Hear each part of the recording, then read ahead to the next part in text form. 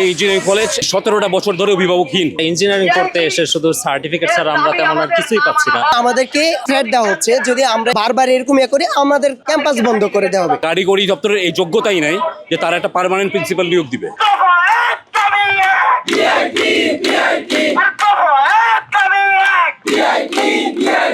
একটা ইঞ্জিনিয়ারিং কলেজে এখন পর্যন্ত একটা পার্মানেন্ট প্রিন্সিপাল নিয়োগ দিতে পারেনি। এখন পর্যন্ত এই ইঞ্জিনিয়ারিং কলেজ এই 17 বছর ধরে, এই 17টা বছর ধরে অভিভাবকহীন। কারিগরি দপ্তরের এই যোগ্যতাই নাই যে তারা একটা পার্মানেন্ট প্রিন্সিপাল নিয়োগ দিবে। একটা পার্মানেন্ট প্রিন্সিপাল নিয়োগ দেওয়ার কোনো যোগ্যতাই তাদের নাই।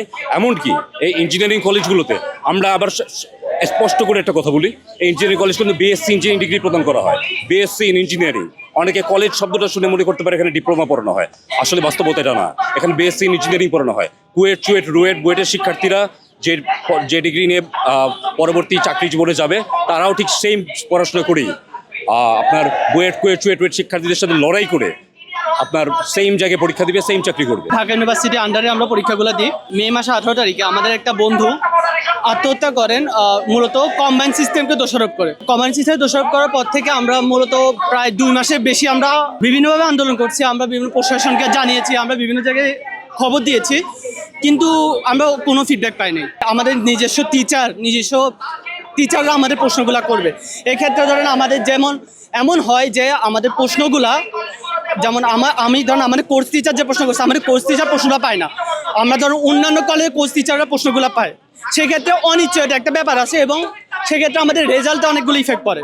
তো বিআইটি আন্ডারে যদি আমরা পরীক্ষাগুলো দিই, বিআইটির মাধ্যমে আমরা স্বতন্ত্রভাবে আমাদের প্রশ্ন এবং আমাদের যে মানসিক প্রেশার ওইটা আমাদের অনেক ক্ষেত্রে কমবে। বসুন্ধরা টিস্যু, অশুদ্ধতার বিরুদ্ধে এক বিন্দুও ছাড় নয়। ঢাকা আসতে আমাদেরকে বাধ্য করা হয়েছে, এছাড়া আমরা ঢাকা আসতে চাই না। আমরা গত 2.5 মাস ধরে আমাদের ক্যাম্পাসগুলোতে শান্তিরকমভাবে আন্দোলন করতেছি। আমাদের যত জায়গায় আমাদের স্মারকলিপি দেওয়া দরকার, আঞ্চলিক কার্যালয় থেকে শুরু করে আমাদের যে কারিগরি শিক্ষা অধিদপ্তরের সচিব, অনুসচিব সহ আমাদের যে ঢাকা বিশ্ববিদ্যালয়ের রেজিস্ট্রার ডিন, সকলের কাছে আমরা আমাদের যে স্মারকলিপি দেওয়া হচ্ছে আমরা দিছি এবং আমাদের যেই সমস্যাগুলো সেই সমস্যাগুলো আমরা এখানে তুলে ধরছি এবং এটা সমাধান কীরূপ হতে পারে সেটারও আমরা একটা রোডম্যাপ দিয়েছি। তো এতদিন পর্যন্ত আমরা আমাদের যে প্রশাসনিক আমাদের একাডেমিক কার্যক্রম বন্ধ রেখে, ক্লাস পরীক্ষা বন্ধ রেখে যে আমরা আন্দোলন করতেছি, আমরা আমাদের প্রশাসনের কাছে আমাদের দাবিগুলো অনেক আগে থেকে জানাইছি, তারা কোনো রকম কর্ণপাতই করেনি এবং আমাদেরকে একরকম থ্রেট দেওয়া হচ্ছে যদি আমরা এরকম বারবার এরকম করি আমাদের ক্যাম্পাস বন্ধ করে দেওয়া হবে।